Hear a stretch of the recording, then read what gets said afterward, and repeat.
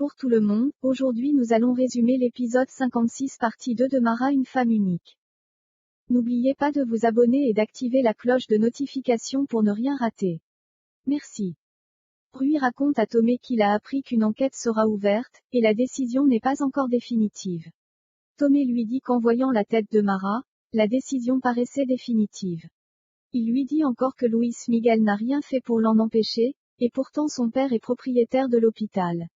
Tomé se demande si Luis Miguel a de la sueur dans la tête. Rui lui demande de ne pas s'en mêler. Tomé lui dit que Mara subit une injustice et Luis Miguel est là en spectateur. Il lui dit encore que Mara est tout d'abord son ami. Et ce que fait les amis dans ces moments c'est de s'entraider. Il ajoute qu'il apportera tout son soutien à Mara. Rui lui dit que puisqu'il veut travailler durement à sa suspension, il peut compter sur lui parce qu'il a lui aussi besoin de vacances. Tomé le remercie, Rui lui demande par où ils vont commencer. Tomé lui dit que normalement Johanna doit les apporter les réponses, mais elle est sous le choc. Et que Mara lui a dit qu'elle avait fermé l'armoire, Tomé lui raconte qu'il y a quelqu'un qui est rentré et a oublié de fermer l'armoire. Rui lui propose d'aller voir les caméras de surveillance. Rafaela est choquée d'apprendre que Luis Miguel ne croit pas en Mara. Elle lui dit qu'il devrait croire en elle, c'est son mari. Mara lui répond que c'est ça le problème, il ne le connaît pas, ce qu'il connaît c'est ce qu'il a entendu de la bouche de tout le monde. Elle lui dit encore qu'elle a espoir, qu'un jour il changera, elle ajoute qu'il était stressé à cause de Johanna. Rafaela lui demande d'arrêter de trouver des excuses à Luis Miguel, elle lui dit que ce n'est plus le Luis Miguel qui la défendait envers et tout le monde. Elle lui dit encore que ce Luis Miguel appartient au passé. Et elle-même l'a déjà compris. Luis Miguel rentre chez lui, il joue avec ses filles. Neuza le rejoint. Elle lui demande s'il sait qui elles sont. Elle lui dit que ce sont ses filles, et Mara sa femme, il a juré de prendre soin d'elles dans la maladie et la santé, dans le pire et le bonheur jusqu'à ce que la mort les sépare. Luis Miguel lui répond sur un ton agressif, qu'il n'a jamais juré quoi que ce soit. La personne qui est là n'a rien promis. Il lui dit encore qu'il en a marre qu'on lui dise ce qu'il doit faire ou cesser de faire. Neuza lui demande s'il a marre qu'on lui dise qu'il doit aimer sa femme. Elle lui demande alors de partir. Puis lui dit que sa fille a souffert pendant une année à cause de lui. Elle lui demande de ne pas la faire souffrir davantage. Luis Miguel lui dit que ce n'est pas de sa faute s'il a perdu la mémoire, il lui dit encore qu'il ne connaît que sa vie passée sur l'île avec Daniela sa femme et Johanna sa fille. Neuza est choquée de l'apprendre. Luis Miguel pense au jour où Mara l'a retrouvée. Puis demande à Neuza où est Mara. Neuza lui répond qu'elle est avec Rafaela. Elle lui demande de ne pas attendre Mara, puis lui dit de revenir quand ses idées seront claires. Luis Miguel reçoit un SMS de Daniela, disant que Johanna pleure. Il dit à Neuza de dire à Mara, qu'il passera la nuit avec Johanna et elle lui parlera demain. Luis Miguel rejoint Daniela, cette dernière lui dit que la psychologue est passée, et que Johanna refuse toujours d'ouvrir la bouche. Elle lui dit encore que la psychologue a dit que Johanna doit être soutenue. Luis Miguel lui dit qu'il sera là.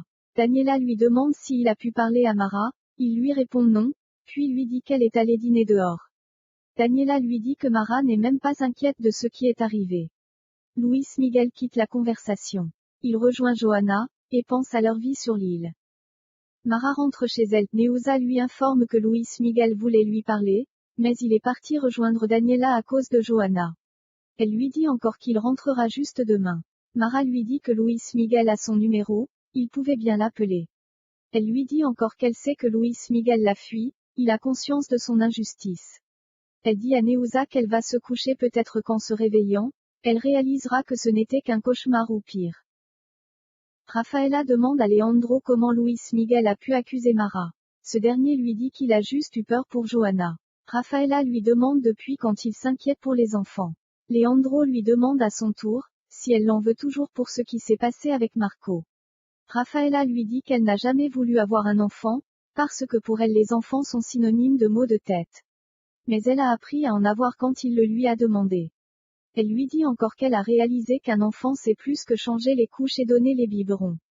L'entendre crier la nuit, pendant qu'ils essayaient de dormir. Il lui a fait voir que ça en valait la peine. Mais il a fait à ce qu'on le lui enlève. Francesca demande à George si Mara sera suspendue. George lui dit que Mara elle-même a mis son poste à leur disposition, il ajoute qu'elle est pleine de bon sens. Francesca et Santiago se demandent comment Luis Miguel a pu traiter Mara de la sorte. Francesca demande à George s'il croit que Mara peut être coupable.